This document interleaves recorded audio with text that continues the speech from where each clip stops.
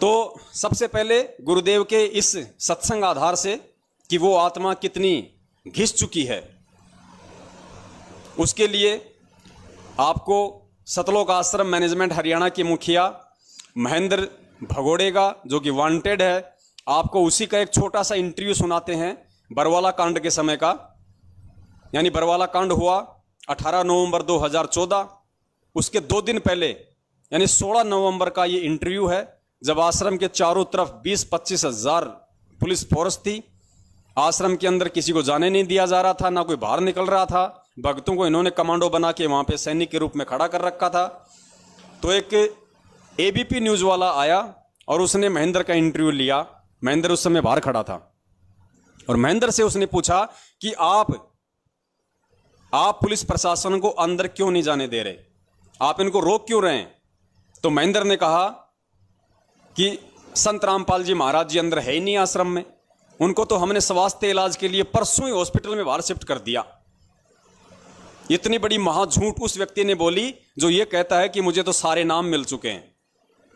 यानी गुरुजी तो संध्या आरती में कहते हैं कि भगत को हमेशा मतलब सत्य भाषण करना चाहिए, भगत को हमेशा मतलब सच बोलना चाहिए।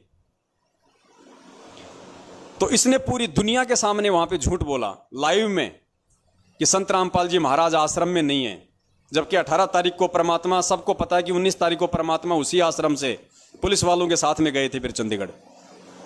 तो सुनिए इसका इंटरव्यू, और ये इंटरव्यू सुन के आप जी स्वयं ये निर्णय करना कि ये महेंद्र जी ये परमेश्वर के उस सत्संग आधार से ये कितने घिस चुके हैं। अगर ये भी नहीं घिसे हैं तो जाहिर सी बात है फिर आप लोगों को जो फर्जी सार नाम दिया जा रहा है वो आपको मूर्ख बनाया जा रहा है। तो महेंद्र जी से आप अपना आकलन कर लीजिए कि जिन लोगों ने वर्तमान में ये फर्जी सार शब्द देने का ठेका ले रखा है, जो फर्जी सार शब्द दे रहे हैं, तो देने वाला व्यक्ति कितना अधिकारी होगा, देने वाला तो कितना परमेश्वर के ज्ञान पे आरूढ़ होगा, देने वाला तो कितना बड़ा भगत होगा, वो तो कितना घिस चुका होगा। तो देखिए इनकी घिसाई कहां तक हुई है। हमारे साथ संत रामपाल जी के भाई महेंद्र दास भी मौजूद हैं। इनसे जानेंगे, महेंद्र दास जी, अचानक से हालात काफी बिगड़ते नजर आ रहे हैं, तो ऐसे तो काफी नुकसान होने की आशंका है। ऐसा हम तो शांतिपूर्ण तरीके से बैठे हैं, अपने आश्रम के अंदर हैं और ये बल प्रयोग करना चाहते हैं, हम नाजायज हम तो शांतिपूर्ण तरीके से बैठे हैं, अपने आश्रम के अंदर हैं और ये बल प्रयोग करना चाहते हैं, हम नाजायज तंग कर रहे हैं। लेकिन आश्रम के लोग भी जैसे टकराव की स्थिति में नजर आ रहे हैं, तो क्या कोई बीच का रास्ता नहीं निकल सकता? बीच का तो ये है कि माननीय न्यायाधीश को चाहिए कि अपने पे विचार करे। हमको डकैत नहीं है, इतना बड़ा ये केस नहीं है, एक कोर्ट की अवमानना केस उन्होंने खुद बनाया, खुद सुन रहे हैं, इसमें न्याय की उम्मीद है। लेकिन जिस तरह से पुलिस कह रही है यहाँ तो गिरफ्तारी करनी पड़ेगी क्योंकि हाई कोर्ट के आदेश हैं, तो क्या संत रामपाल आत्मसमर्पण कर सकते हैं? अब वो यहाँ है ही नहीं, स्वास्थ्य इलाज करवा रहे हैं, बाहर गए, बाहर शिफ्ट कर दिया हमने परसों। एक सबसे बड़ा सवाल यही है कि आपका कहना है कि संत रामपाल आश्रम के अंदर मौजूद नहीं है। अगर संत रामपाल आश्रम के अंदर मौजूद नहीं है तो क्यों फिर पुलिस को रोका जा रहा है? पुलिस अगर जाकर के चेक करती है संत रामपाल नहीं होंगे तो पुलिस वापस चली जाएगी। क्योंकि यहाँ कल एसडीएम ने और डीसी ने बताया, एसडीएम आदेश पड़ रहा था कि हमने इसको सील कर लिया है, नाजायज तरीके सील करने के आदेश दिए, अपने आश्रम को नहीं छोड़े, आश्रम की सुरक्षा के लिए बैठे अब। ठीक है, ओके। तो ये थे महेंद्र दास, संत रामपाल के भाई हैं और जो आश्रम के प्रवक्ता राज कपूर ने हमसे बात की। इनका कहना है कि आश्रम के लोग किसी भी हाल में पीछे नहीं हटेंगे, यानी कि अगर पुलिस आगे जाएगी तो इनका कहना है कि यह लोग अपनी जान तक देने के लिए तैयार हैं। यानी कि सीधा सीधा कह सकते हैं कि टकराव की स्थिति यहाँ पर पैदा हो चुकी है। तो पुण्यात्माओं, परमात्मा कहते हैं हाथ कंगन को आरसी क्या और पढ़े लिखे को फारसी क्या। सबूत आपके सामने है।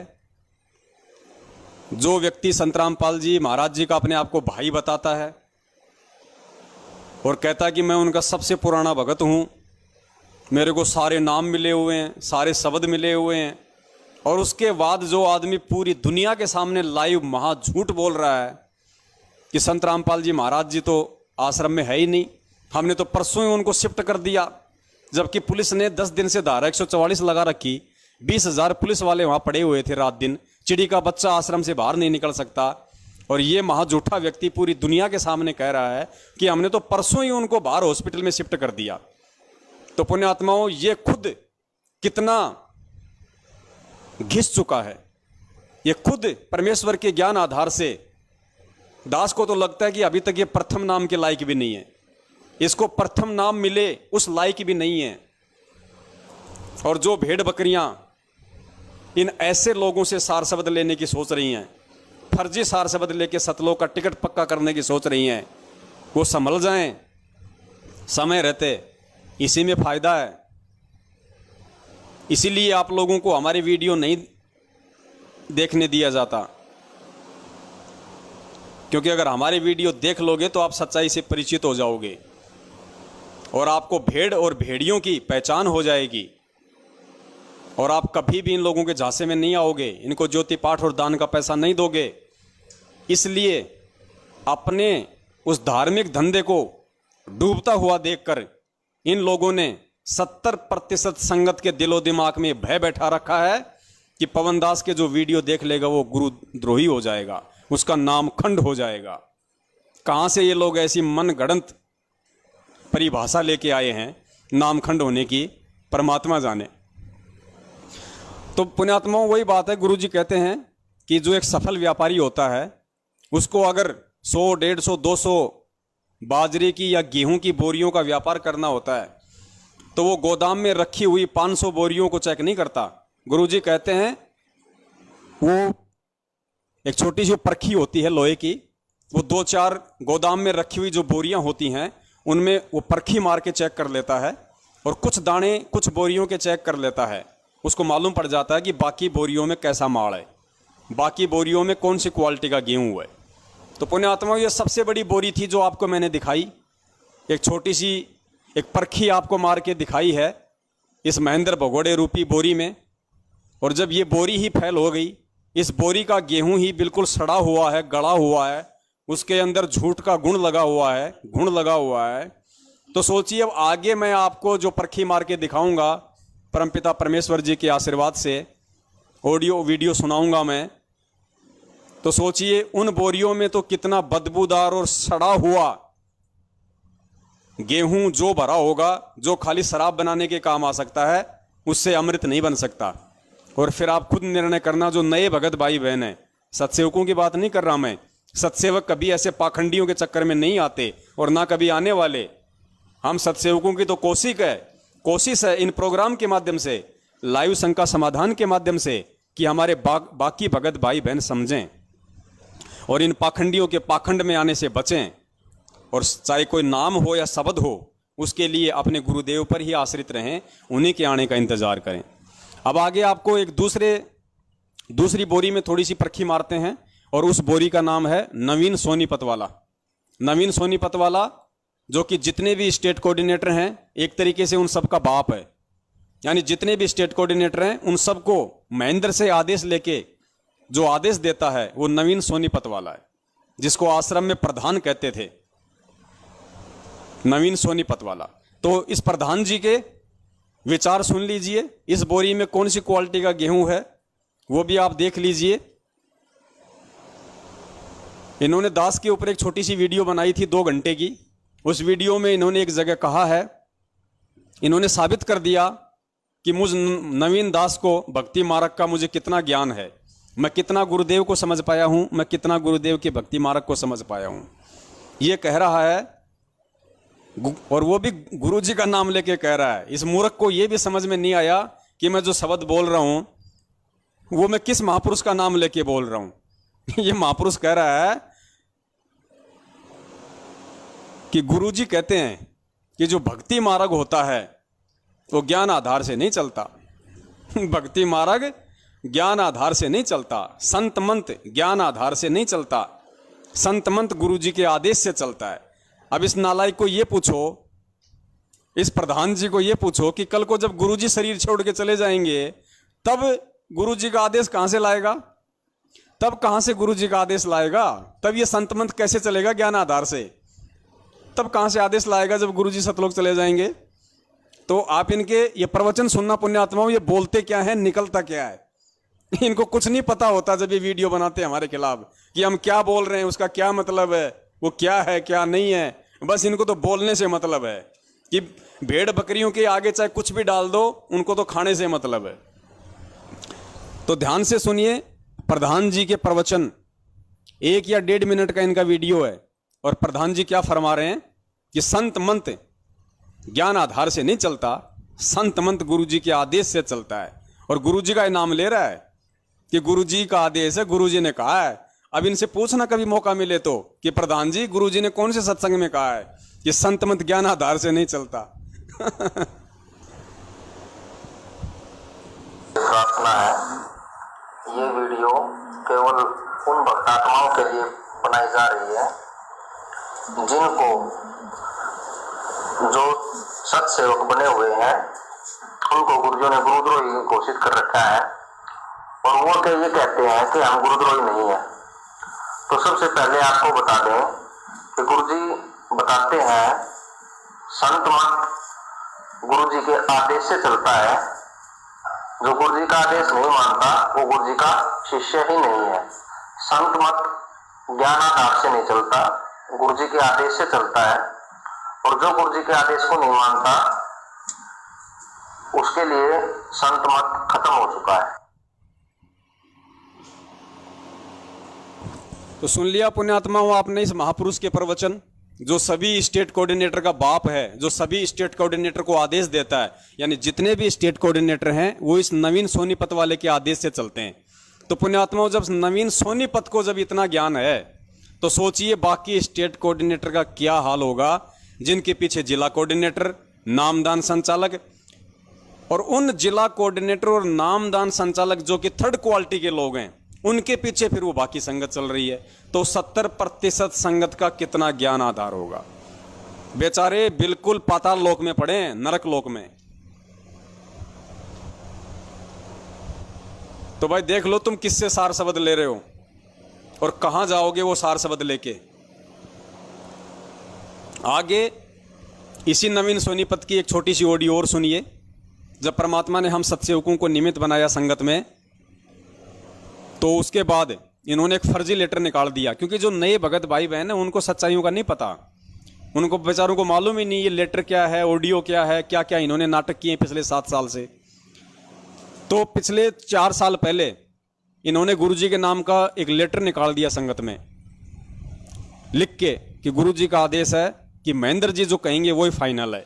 महेंद्र यानी मोहनलाल, महेंद्र ने अपना नाम चेंज कर रखा है मोहनलाल के नाम से।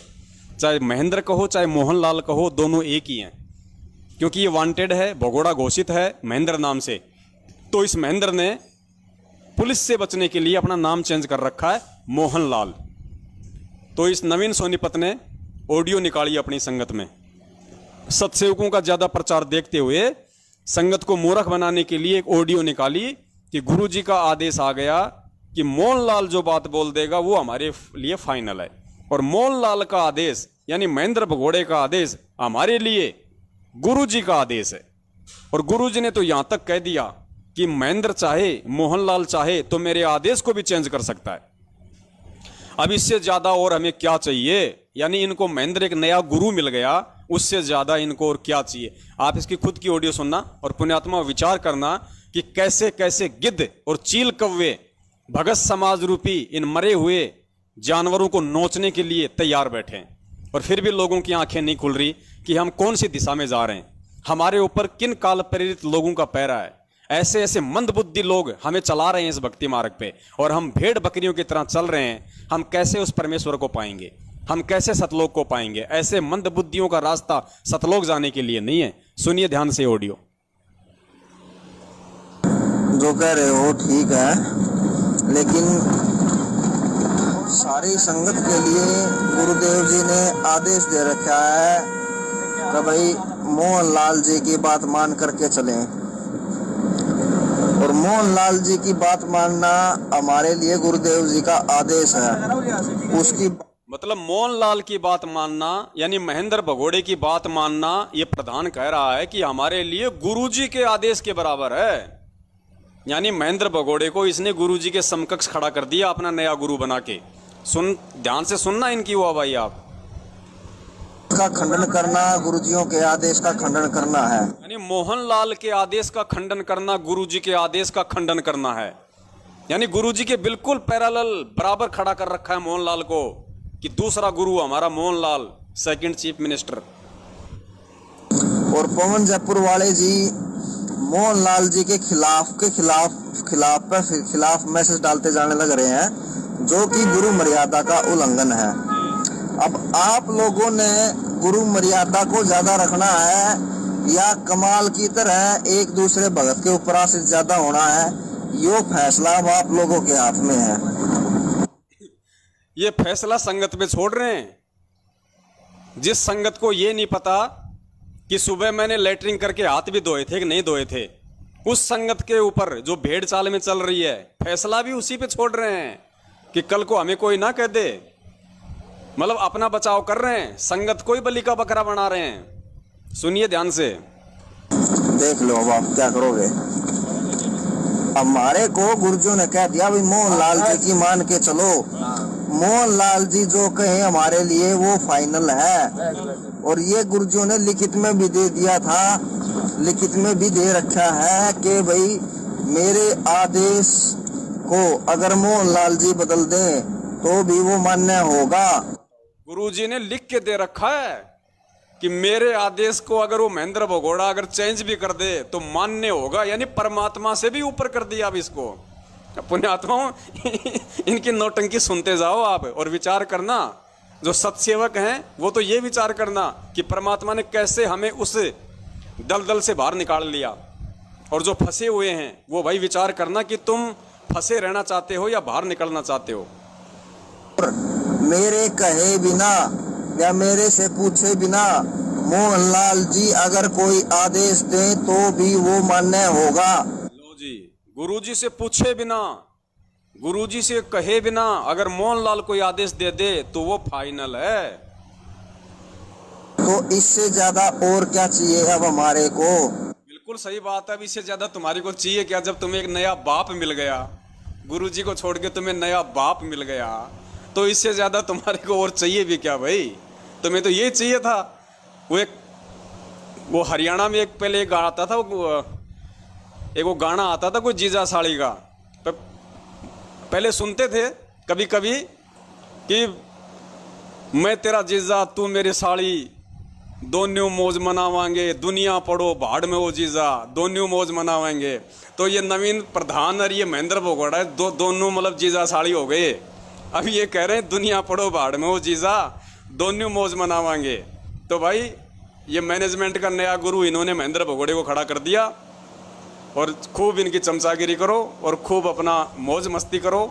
संगत मूर्ख है ही, संगत से गुरुजी के नाम पे दान दक्षिणा लो, आराम से ऐश करो, अय्यासी करो, भाड़ में जाए। जब संगत इधर उधर जाने को हो, अब जैसे 2 साल पहले संगत बिल्कुल वो तेजी से मतलब जागने लग गई थी, इन्होंने तुरंत संगत को वापस भांग पिला दी, सार नाम की, झूठा सार नाम दे दिया ताकि संगत हमारे से चिपकी रहे।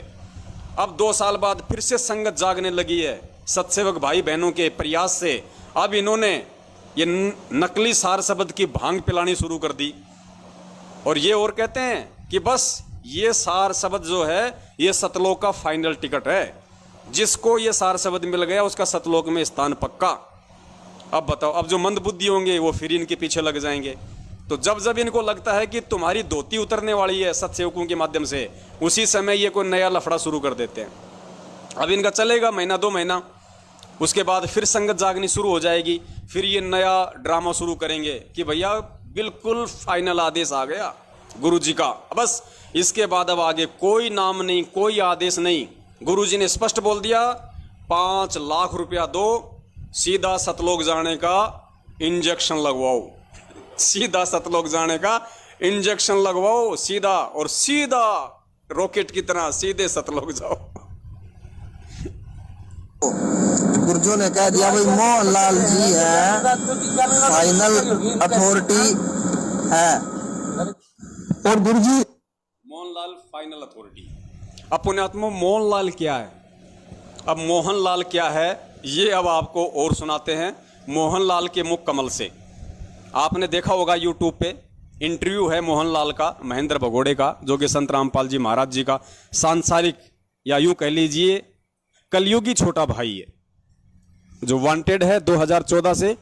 पुलिस जिसको ढूंढ रही है, भगता फिर रहा है, छुपता फिर रहा है। ये उस मोहनलाल का इंटरव्यू है, जिस मोहनलाल का इतना बखान किया जा रहा है, जिस मोहनलाल की महिमा इतनी बताई जा रही है, जिसको गुरुजी से ऊपर बढ़ के साबित कर दिया इन लोगों ने कि मोहनलाल गुरुजी से पूछे बिना भी नया आदेश पारित कर सकता है और मोहनलाल गुरुजी के आदेश को चेंज भी कर सकता है। अब बताओ, है इस दुनिया में ऐसा कोई जो उस परमपिता परमेश्वर के आदेश को चेंज कर दे? और ये बात कौन कह रहा है? ये बात वो कह रहा है जो सभी स्टेट कोऑर्डिनेटरों का बाप है। अब स्टेट कोऑर्डिनेटर इस आदमी की बात मानते हैं, तो सोचिए पुण्यात्माओं, ये नीचे से लेके ऊपर तक ये सिस्टम, ये सतलोक आश्रम मैनेजमेंट हरियाणा कितना भ्रष्ट है, कितना मंदबुद्धि है। अब देख लीजिए इसके पीछे चलने वालों को आगे चल के क्या हाल होगा। तो जिस मोहनलाल की महिमा का इतना बखान किया जा रहा है, उस मोहनलाल का इंटरव्यू अब आपको सुनाते हैं, उसके विचार सुनाते हैं आपको, और बीच बीच में फिर बताएंगे आपको कि ये खुद भी प्रथम नाम के लायक हुआ या नहीं हुआ है, और दुनिया को सार शब्द दे रहे हैं।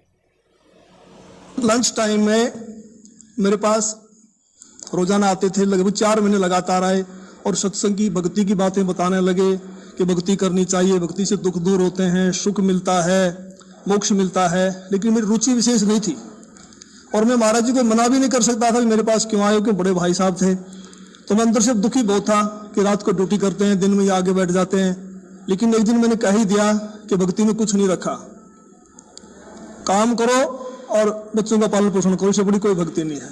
फिर गुरु जी ने धीरे धीरे आना बंद कर दिया। फिर मेरे जीवन में एक ऐसी घटना घटी, 1992 की बात है, कि मैं एक DIG को लेकर के मधुबन गया हुआ था, पुलिस ट्रेनिंग सेंटर के अंदर। रात को वहां ठहरे, मैं सुबह सोकर उठा तो मैंने देखा, मैं चारपाई पर लेटा हुआ, मेरी आंखें खुल गई। तो लेटे लेटे मैं क्या देख रहा हूं कि मेरे पैरों की तरफ उस मकान यानी कमरे में 2 खिड़कियां थी। एक खिड़की में महाराज जी कम से कम 8-10 फीट ऊपर आसमान में बैठे हैं। वो सीन मुझे आज तक याद है। काले रंग के चश्मे लगा रखे थे, लाइनिंग वाला शर्ट, काली पैंट, और ऐसे बैठे हैं जैसे पद्मासन होता है। चश्मे लगा रखे थे, लाइनिंग वाला शर्ट, काली पैंट, और ऐसे बैठे हैं जैसे पद्मासन होता है, हाथ जोड़कर। तो संत रामपाल जी की तरफ 2 पैर दिखाई दे रहे हैं, घुटने से नीचे, बिल्कुल लाल रंग के, जैसे सूर्य सुबह निकलता है। तो मैं देख कर डर गया। मैंने अपनी घड़ी देखी, उस द्वार पे एक घड़ी लगी हुई थी, उसको देखा भी 7 बज गए। दूसरी खिड़की से देखा तो शहतूत का पेड़ है, चिड़िया बैठी हैं। लेकिन मैं ये सीन क्या देख रहा हूँ, कम से कम 5 मिनट मैंने सीन को देखा। तो मैं डर गया कि मैंने समझा कि भी कहीं गुरु जी मर गए हैं, उनकी आत्मा मुझे मिलने के लिए आ रही है। उसमें फोन भी नहीं थे। मैं DIG को ये नाम दीक्षा लेने से पहले की बात बता रहा है। तो मैं बहुत चिंतित हो गया। हम 1 बजे मधुबन से रोहतक के लिए चले, हम लोग 3 बजे वहां पहुंच गए। मैं गाड़ी खड़ी करके सीधा मकान पे गया, गुरुजी के मकान के ऊपर। तो जाके मैंने देखा गुरुजी ठीक ठाक मिले, मन में शांति हुई। तो गुरुजी ने पूछा भी कैसे आना हुआ आज दिन में, कैसे टाइम मिल गया। तो मैंने घटना के बारे में बताया। मैंने कहा जी मैंने तो ऐसे ऐसे एक घटना देखी सुबह सुबह, मैं डर गया कहीं आप मर ना गए हो। तो महाराज जी ने कहा कि मेरे स्वरूप में कबीर परमेश्वर आए थे और अब आपको भक्ति मिल जाएगी। तो मैंने कहा जी मैं तो ड्रिंक्स वगैरह कर लेता हूँ, वो छूटती नहीं, भक्ति कैसे करूँगा। तो गुरु जी ने कहा जा आज के बाद नहीं पिएगा। तो उनके एक शब्द से ऐसी दीवार खड़ी होगी कि आज 1992 की बात है, आज 2013 हो गया, यानी लगभग 21 वर्ष हो गए। वो आज तक मैंने शराब को छुआ तक नहीं है। पुण्यात्माओं, यहाँ पे एक नया और टॉपिक निकल के आया है। ये अपनी राम कथा बता रहा है नाम दीक्षा लेने से पहले की, क्योंकि इसके पास में गुरुजी जाया करते थे इसके कमरे पे, क्योंकि उस समय गुरुजी की भी हरियाणा के रोहतक में ही पोस्टिंग थी JE की, और ये भी हरियाणा के रोहतक में ही, ये पहले हरियाणा पुलिस में था, ये ड्राइवर था, और ये DG की गाड़ी चलाया करता था, ये महेंद्र भगोड़ा। तो ये इसकी ड्यूटी भी वही थी हरियाणा में, रोहतक में। तो गुरुजी क्या करते थे, बीच बीच में लंच टाइम में इसके पास जाया करते थे, इसको समझाने के लिए। और इसकी रुचि थी नहीं भक्ति में। इसने एक दिन गुरुजी को कह दिया कि मेरे पास में आप मत आया करो, कोई भक्ति नहीं है, अपने बच्चों का लालन पालन करो, उनकी देख रेख करो, बस यही भक्ति है। उसके बाद गुरुजी ने वहाँ जाना छोड़ दिया। उसके बाद ये कहीं पता नहीं कहीं पे गया हुआ था, मधुबन वगैरह कहाँ बता रहा है, कोई पुलिस को ट्रेनिंग कैंप में। तो वहाँ इसको सपना आया और इसको लगा कि भाई गुरुजी मर गए, मेरा भाई मर गया। फिर ये वापस आया, गुरुजी से मिला, इसकी कह रहा कि मेरे मन में शांति हुई। और उसके बाद फिर इसको गुरुजी ने कहा कि भाई मेरे रूप में कबीर परमेश्वर आए थे। गुरुजी ने कहा कि मेरे रूप में कबीर परमात्मा आए थे और अब आपको भक्ति मिल जाएगी। तो महेंद्र ने क्या कहा? महेंद्र ने कहा कि जी मैं तो दारू पीता हूँ, मैं तो ड्रिंक कर लेता हूँ, मेरे से छूटती नहीं है। तो गुरुजी ने क्या कहा? गुरुजी ने कहा कि जा, आज के बाद नहीं पिएगा। बात कब की बता रहा है? 1992 की। अब पुण्यात्माओं विचार करो, जो मंदबुद्धि लोग और खुद ये महेंद्र भगोड़ा जिस परमपिता परमेश्वर का 8 सितंबर को जन्मदिन मनाता है, और बात कब की कह रहा है? 1992 की। पुण्यात्माओं 17 फरवरी 1988 को परम पूज्य सतगुरु रामपाल जी महाराज जी ने नाम दीक्षा ली और 1994 में गुरु जी को नामदान देने का अपने मुंह बोले गुरुदेव के माध्यम से एक लीलामय तरीके से आदेश हुआ। यानी गुरु जी सतगुरु की भूमिका में आए 1994 में। 1988 से 1994 तक गुरु जी एक भगत की भूमिका में थे और ये परमेश्वर का विधान है, वो जिस भूमिका को निभाएगा बिल्कुल तन्मयता से निभाएगा, त्रुटि 0% भी नहीं होती। जैसे गुरुदेव ने 8 सितंबर 1951 से लेकर 17 फरवरी 1988 तक, जब तक उनको नाम दीक्षा नहीं मिली तब तक वो परमात्मा एक आम व्यक्ति की भूमिका में रहा। फिर 17 फरवरी 1988 से 1994 तक परमात्मा स्वामी रामदेवानंद जी महाराज जी का शिष्य बनकर एक भगत की भूमिका में रहा और 1994 से परमेश्वर को नामदान देने का आदेश प्राप्त हुआ अपने पूज्य गुरुदेव से लीलामय रूप में। जबकि उनको तो कौन आदेश देते हो, तो स्वयं जगत गुरु है। लेकिन 1994 तक वो एक भगत की भूमिका में थे और एक भगत कभी भी अपनी तरफ से किसी को दुआ या बद्दुआ नहीं दे सकता। ये गुरु जी का भक्ति विधान है जो हमारे लिए भी परमात्मा बताते हैं कि भगत कभी किसी को ना दुआ दे सकता ना किसी को बद्दुआ दे सकता। तो 1994 से पहले परमात्मा एक भगत की भूमिका में थे और इस महेंद्र को परमेश्वर ने ये आशीर्वाद कब दिया? 1992 में। और क्या कहा कि जा, आज के बाद नहीं पिएगा। और उसके बाद ये कह रहा है कि आज 21 साल हो गए मैंने दारू को छुआ भी नहीं, उनका शब्द मेरे ऊपर काम कर गया। तो पुण्यात्माओं, अगर ये परमेश्वर नहीं है तो और क्या है? अगर 8 सितंबर को अगर ये प्रकट नहीं हुआ है, अगर ये पूर्ण ब्रह्म परमेश्वर साक्षात अगर ये कबीर साहब नहीं है, तो पुण्यात्मा 1992 में वो कैसे किसी को आशीर्वाद दे देगा एक भगत की भूमिका में, जब तक उनको नाम दीक्षा देने का भी आदेश नहीं था। 1992 में ही परमात्मा ने, ये खुद कह रहा है, ये महेंद्र भगोड़ा खुद कह रहा है, आप सुन रहे हैं इसका इंटरव्यू। आज ये फिर नहीं सकता अपनी बातों से। 1992 में जब परमात्मा खुद एक भगत थे, तो भगत कैसे किसी को आशीर्वाद दे सकता है? अगर भगत होके कोई आशीर्वाद दे रहा है तो समझिए फिर वो कौन है, उसको समझना पड़ेगा। वो परमपिता परमेश्वर है, वो साक्षात कबीर परमेश्वर है। तो ये आप और हम सत्सेवकों के लिए एक और बहुत अच्छे एक नॉलेज की बात निकल के आई है कि जिस समय उनको नाम दीक्षा देने का भी आदेश नहीं था, उससे पहले उस परमात्मा ने ये साबित कर दिया कि मैं कबीर परमेश्वर हूँ। 1992 में इस महेंद्र को ये आदेश देके इसको ये आशीर्वाद देके कि जा, आज के बाद शराब नहीं पिएगा। आगे चलिए। तो उसके बाद गुरुजी ने अपने गुरुजी से मुझे नाम दिलवाया, संत राम देवानंद जी महाराज से। अब ध्यान से सुनना। उसके बाद में 1992 के बाद परमपिता परमेश्वर सतगुरु रामपाल जी महाराज जी ने इस मंदबुद्धि व्यक्ति को भी, इस काल एजेंट को भी, वो किससे नाम दिलवाया? स्वामी राम देवानंद जी महाराज जी से, यानी आप और हमारे दादा गुरुदेव से इसको नाम दिलवाया। ध्यान से सुनते रहना पुण्यात्माओं, और विचार करना कि आप किन गद्दारों से फर्जी सार शब्द लेके अपना जीवन बर्बाद करने जा रहे हैं। उस समय गुरुजी को आज्ञा नहीं थी नाम की।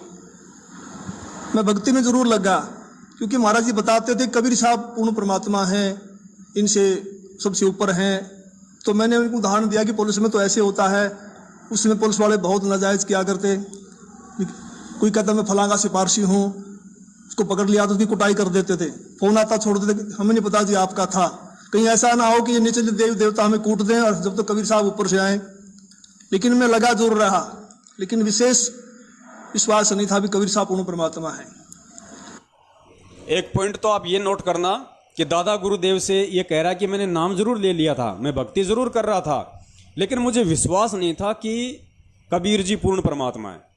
मुझे विश्वास नहीं था कि कबीर जी पूर्ण परमात्मा है। चलो कोई बात नहीं, नया नया कोई भी नाम दीक्षा लेता है, इतना जल्दी उसको विश्वास नहीं होता कि वो मान ले इन सब बातों को, क्योंकि उस समय तो देखो पुण्यात्माओं, ये सबूत भी नहीं दिखाए गए थे। ये सबूत परमेश्वर ने 1997 के बाद दिखाए, तो हम इसकी इस बात को मान लेते हैं, कोई बड़ी बात नहीं है, नहीं हुआ होगा इसको विश्वास। लेकिन आगे ये क्या बोल रहा है पुण्यात्मा, उस पॉइंट पे जरा ध्यान देना। ये कह रहा कि उसके बाद फिर गुरुजी को नाम दीक्षा देने का आदेश हो गया, उसके बाद हमने फिर से गुरुजी से नाम लिया, यानी इस महेंद्र ने परम पूज्य सतगुरु रामपाल जी महाराज जी से फिर से नाम दीक्षा ली। फिर ये कह रहा है कि मैंने गुरुजी से सारनाम भी ले लिया, संत रामपाल जी महाराज जी से मुझे सारनाम मिल गया, लेकिन सारनाम के बाद भी मुझे ये विश्वास नहीं था कि कबीर जी ही भगवान है। अब पुण्यात्माओं, जिस आदमी को ये विश्वास नहीं कि भाई वो कबीर ही भगवान है, कबीर ही परमात्मा है, उस आदमी को सारनाम दे कौन देगा? क्या आपका परमपिता परमेश्वर सतगुरु रामपाल जी महाराज जी कभी ऐसी गलती करेगा? क्या वो अंतर्यामी परमात्मा ऐसी गलती करेगा? जिस व्यक्ति को ये तक विश्वास नहीं कि भाई कबीर ही परमात्मा है, उसको वो परमात्मा सारनाम देगा? तो पुण्यात्माओं, जैसा कि दास ने पहले वीडियो बनाया था कि ये जो सारनाम है ये फर्जी है, ये नकली गोली दी है परमात्मा ने, नकली बंदूक थमा रखी है इनके हाथ में। वो अंतर्यामी परमात्मा है, वो ऐसी गलती नहीं कर सकता। ये लोग अभी प्रथम नाम के लायक नहीं है, सार नाम तो बहुत दूर की बात है। और संगत इन महामूर्खों से सार शब्द लेने की सोच रही है, मरोगे क्या जीते जागते? समझ जाओ। सुनना आगे क्या बोल रहा है। सार शब्द लेके भी, सार नाम लेके भी ये विश्वास नहीं कि कबीर ही भगवान है। तो महाराज जी ने कहा कि आप ये नाम जपते रहो, नाम से आपका विश्वास हो जाएगा। तो फिर 1994 में गुरु जी को आज्ञा होगी नाम की, फिर महाराज जी ने दोबारा से हमारे को नाम दिए, फिर सार नाम दिया। मैं भक्ति में लगा रहा, लेकिन कबीर साहब के बारे में मैं पूछता था कि वेदों में दिखाओ, गीता जी में दिखाओ, तो महाराज जी कहते समय आने तो सब कुछ दिखाऊंगा मैं, अब ये करते रहो। सार शब्द लेने के बाद भी गुरु जी से कह रहा कि मुझे तो किताबों में दिखाओ कि कबीर जी भगवान है, मैं कैसे मान लूं ऐसे? मतलब सार शब्द मिल गया इसको, वो सार नाम भी मिल गया। और फिर कह रहा है कि मैं गुरुजी से पूछता था कि गुरुजी मुझे वेदों में दिखाओ कि कबीर ही भगवान है, मुझे गीता में दिखाओ कि कबीर ही परमात्मा है। अब जिसको अपने गुरु के ऊपर विश्वास नहीं और उल्टा अपने गुरु से ये सवाल जवाब कर रहा है, पुण्यात्माओं, ऐसे मंद बुद्धियों को परमात्मा सार नाम देगा क्या? ये तो प्रथम नाम के लायक भी नहीं है आज की डेट में, और ये दुनिया को आज सार शब्द बांट रहे हैं। पुण्यात्माओं, संभल जाना, समय रहते नरक में ठोर ठिकाना नहीं मिलेगा। वो अंतर्यामी परमात्मा हिसार की छोटी जेल में बैठ के यही सारा नाटक देख रहा है कि कौन मेरा है, कौन पराया है, कौन मेरे पे आश्रित रहेगा और कौन किसी काल एजेंट से अपने पेट में बच्चा डलवाता है। सुनते जाइए इसकी नौटंकी आगे। तो फिर ऐसी घटना घटी कि एक दिन मैं सोया हुआ था और मेरी आत्मा निकल के ऊपर ब्रह्मांड में चली गई, बहुत ऊंचाई पर। वहां विष्णु भगवान खड़े हैं श्री कृष्ण जी के रूप में। ये कह रहा है मेरी आत्मा निकल के ब्रह्मांड में चली गई, बहुत ऊंची। मैं तो ये कहता हूं भगवान इसकी आत्मा वापस आई क्यों? इसकी आत्मा ऊपर ही रहती तो ठीक थी, ब्रह्मांड में चक्कर काटती रहती तो ठीक थी इसकी आत्मा। कम से कम आज ही इतने लोगों को भ्रमित तो नहीं करता। और फिर ये क्या कह रहा है ये अंतर्यामी कि श्री कृष्ण जी के रूप में विष्णु भगवान आए। अब इसको क्या पता श्री कृष्ण के रूप में विष्णु भगवान आया था? तू विष्णु भगवान को जानता है क्या? तेरा रिश्तेदार है क्या विष्णु भगवान जो तू उसके चेहरे को जानता है? कि कितने प्यार से कह रहा है कि श्री कृष्ण के रूप में विष्णु भगवान आए। आ जाओ चाहे काली माता ही, लेकिन इसको तो बस मारना था, ये तुक्का फेंकना था। श्री कृष्ण के रूप में विष्णु भगवान आए, मतलब ये श्री कृष्ण जी का रूप भी जानता है और विष्णु भगवान का रूप भी जानता है, दोनों इसके रिश्तेदार हैं। सुनना आगे। ऐसे मोर का चंदा है, मोर मुकुट है, और मेरे से कह रहे हैं कि जिस भक्ति पे आप लगे हो ये भक्ति बड़ी कठिन है, ये मार्ग बड़ा कठिन है। अगर इतना आसान होता तो सभी यहां से निकल जाते। और एक बात का ख्याल रखना, मेरे भक्तों को मत तोड़ना। पुण्यात्माओं, ये पॉइंट है। वो श्री कृष्ण के रूप में था या श्री विष्णु के रूप में था? वो कौन था? वो कबीर परमेश्वर था। सतगुरु रामपाल जी महाराज था। स्वयं गुरु जी थे जो इसको श्री विष्णु या श्री कृष्ण रूप में इसको दर्शन दिए। और परमात्मा ने इसको संकेत कर दिया था कि बेटा, तू जिस भक्ति पे लग रहा है ना, ये तेरे जैसों के बस की बात नहीं है, ये बहुत टेढ़ा मार्ग है। और एक चीज का ध्यान रखना, मेरे भक्तों को मत तोड़ना। श्री कृष्ण जी के सिर में दर्द था गया जो इसको 2 कौड़ी के जीव को ये बात बताने के लिए आएगा। उसको क्या मतलब है? परमात्मा स्वयं उन्होंने श्री कृष्ण का रूप बनाया, इसकी आत्मा को ऊपर ले गया, जैसे धर्मदास जी की आत्मा को, नानक की आत्मा को। और परमेश्वर ने इस नालायक को भक्ति पे लगाए रखने के लिए कि किसी भी तरीके से ये समझ जाए और मुझे पहचान ले। भगवान ने तो कम से कम मुझे अपना गुरु ही मान ले और ये भक्ति पे लग जाए। तो खुद वो सतगुरु रामपाल जी महाराज, वो पूर्ण परमात्मा कबीर साहब, क्योंकि सारनाम लेने के बाद भी, आगे आप इसका इंटरव्यू सुनना पुण्यात्माओं, सारनाम लेने के बाद भी इसकी आस्था श्री विष्णु में थी। श्री कृष्ण भगवान को ही ये मानता था ज़्यादा। इसलिए परमात्मा ने उसी रूप में आके इसको दर्शन दिए और कहा कि बेटा, जिस मार्ग पे चल रहा है बहुत टेढ़ा है, तेरे बस की बात नहीं है, और ध्यान रखना, मेरे भक्तों को मत तोड़ना। सुनना पुण्यात्मा हो आगे। जैसे मेरी आत्मा, मेरा सूक्ष्म शरीर मेरे शरीर में आया तो मेरी आंख खोली तो मेरा सारा शरीर पसीने से भीगा हुआ था। और मैं, बिल्कुल सर्दी का महीना था, मैंने कपड़े चेंज किए पसीना पोंछकर। और मैं सुबह उठ करके अपनी ड्यूटी पे आया तो महाराज जी से मुलाकात हुई। मैंने महाराज जी को बताया कि ऐसे ऐसे घटना घटी रात को। तो महाराज जी ने कहा कि आपको विश्वास नहीं हो रहा था कबीर साहब के बारे में, और आप कृष्ण जी को ज्यादा मानते थे, इसीलिए आप कृष्ण जी को ज्यादा मानते थे। गुरुजी ने क्या कहा कि आपको विश्वास नहीं हो रहा था कि भाई वो कबीर ही भगवान है, और आप श्री कृष्ण जी को ज्यादा मानते थे, इसलिए श्री कृष्ण जी के मुख से ही परमात्मा ने कहलवा दिया। बताओ पुण्यात्माओं, सारनाम लेने के बाद भी जो श्री कृष्ण जी को ज्यादा मान रहा है उस कबीर भगवान से, तो पुण्यात्माओं विचार करो, क्या गुरुजी ने अभी तक इन लोगों को असली सार नाम दिया है? अभी तो इनको असली सार नाम ही नहीं दिया। सार शब्द तो कोसों दूर की बात है। तो गुरुजी कह रहे कि तेरी आस्था उस कबीर परमात्मा से ज्यादा श्री कृष्ण में है, इसलिए कि ताकि तेरे को विश्वास हो जाए, क्योंकि मेरी बात तो तू मानता नहीं। अगर अपने गुरु की बात मानता तो परमात्मा क्यों श्री कृष्ण के रूप में आके बोलता? तो ये परम पूज्य सतगुरु रामपाल जी महाराज जी को ना तो ये महत्व दे रहा था उनसे सार नाम लेने के बाद भी, ना ये उनकी बातों पे यकीन करता था। भाई गुरुजी ने तो पहले इसको बोल ही दिया था, जब ये कहता था कि गुरुजी भले मुझे सार नाम मिल गया लेकिन मुझे विश्वास नहीं है कि जो है कबीर जी भगवान है, मुझे तो वेदों में दिखाओ, मुझे तो उसमें दिखाओ। तो गुरुजी ने कहा कि आप भक्ति पे लगे रहो, समय आने पे दिखाएंगे। लेकिन इसको नहीं विश्वास था। तो एक दिन कह रहा कि मेरी आत्मा ऊपर चली गई, ऐसे ऐसे श्री कृष्ण जी आए विष्णु रूप में। फिर इसने सारी बातें गुरुजी को बताई। तो गुरुजी ने कहा कि आपको विश्वास नहीं हो रहा था कि भाई कबीर ही भगवान है, और आपकी आस्था श्री कृष्ण में ज़्यादा थी, इसलिए श्री कृष्ण रूप में, इसलिए श्री कृष्ण जी से ही परमात्मा ने ये कहलवा दिया। मतलब कहने का मतलब ये है कि अब तो तू विश्वास कर ले कि तेरे कृष्ण भगवान ने तेरे को कह दिया कि भाई हाँ वो कबीर ही भगवान है। लेकिन उसके बाद भी इस नालायक को विश्वास नहीं हुआ, ना गुरुजी पे ना कबीर परमेश्वर पे।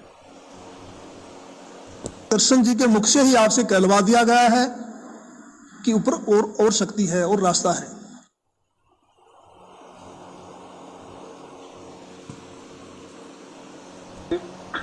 तो सुना आपने पुण्यात्माओं इस महापुरुष का ये इंटरव्यू। हम सत्सेवकों को तो समझ में आ ही रखी है, हमने तो बहुत सुन रखे हैं ये इंटरव्यू इसके।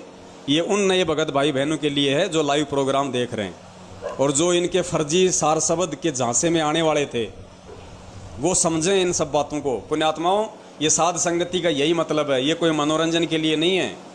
आप लोगों को आगाह किया जा रहा है, और ये आगाह हम नहीं कर रहे। हम कौन होते आगाह करने वाले? हम तो उस परम पिता परमेश्वर सतगुरु रामपाल जी महाराज जी के कुत्ते हैं। हम उसके संदेश वाहक हैं, हम उनके मैसेंजर हैं। संदेशा पहुंचा रहे हैं, साथ में आपको सबूत दे रहे हैं, आपको ये प्रमाण दे रहे हैं। इससे बढ़कर और क्या दिखाएं? हनुमान जी तो है नहीं जो आपको सीना फाड़ के दिखा देंगे। अब आगे ये अब समझना आपने खुद ने पड़ेगा। अब आगे चलिए, इसी महेंद्र का एक और आपको इंटरव्यू सुनाते हैं छोटा सा, जो मुझ पवन दास के साथ इसकी वार्ता हो रही है।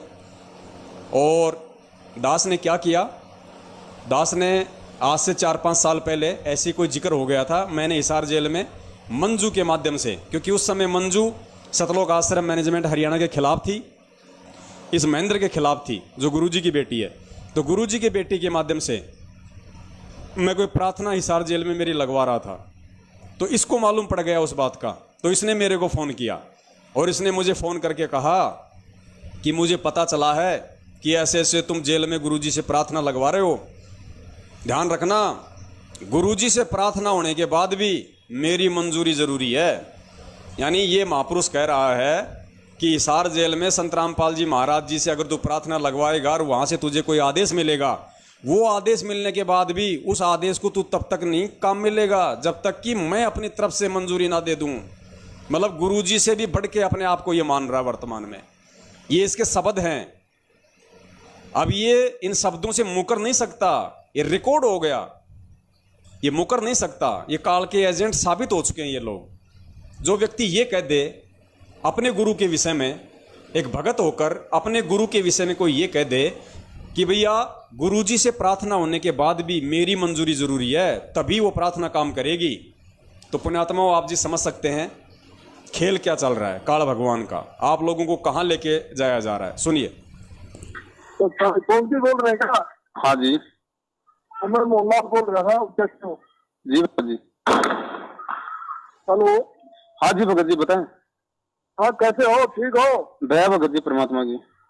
हाँ है ना? ना, ऐसा नहीं ना जैसे आप कहते हो, मैंने सुना था आपका व्हाट्सएप का वो रिकॉर्डिंग है जी। कि मैं इतनी बार को दोबारा प्रार्थना कराऊंगा, प्रार्थना के बाद भी मेरी मंजूरी जरूरी है। किसी प्रकार की प्रार्थना है वो, गुरु जी का आदेश है, मेरे से सगुण प्रार्थना होगी। भगत को फाइनल आदेश गुरुजी का, कि गुरुजी का आदेश है, किसी भी प्रकार की गुरुजी से प्रार्थना हो उसके बाद में मेरी मंजूरी जरूरी है। तो पुण्यात्माओं, जो व्यक्ति अपने गुरु के विषय में ये शब्द बोल दे कि गुरु के आदेश के बाद भी मेरे मंजूरी जरूरी है, तो वो तो अपने आप को भगत होने के बावजूद अपने गुरु से ऊपर साबित कर चुका है। ये तो गुरु से ऊपर हो गया। जब गुरु से प्रार्थना होने के बाद भी इसकी मंजूरी जरूरी है, तो फिर गुरु जी कौन हुए? ये तो गुरु का भी गुरु हो गया, ये तो संत रामपाल जी महाराज जी का भी गुरु हो गया, जो उनके आदेश के बाद भी इसकी मंजूरी जरूरी है। तो पुण्यात्माओं विचार करो, अब इससे बढ़ के प्रमाण आपको दुनिया में कहीं नहीं मिलेंगे कि वर्तमान में इस धरती पे अगर कोई काल भगवान का जीता जागता रूप है तो सतलोक आश्रम मैनेजमेंट हरियाणा है। जी दास ने कहाँ प्रार्थना कराएगा, किससे कराएगा? वो तो जब भगत जी इतनी बातें बोल रहे थे तो जो हमारे दास ने उनको बोली है बात। आपको मैं क्या कह रहा हूँ, मैं आपको कह रहा हूँ, मैं उनको बोलूंगा अपने नवीन को भी मैसेज कराने उसको भेजो और आप भी करो, ठीक है ना? लिंक बना रहा आपका सारा। बिल्कुल भगत जी वैसा ही होगा। फोन से मिल मिलाप रखो, मिलकर चलो सारे।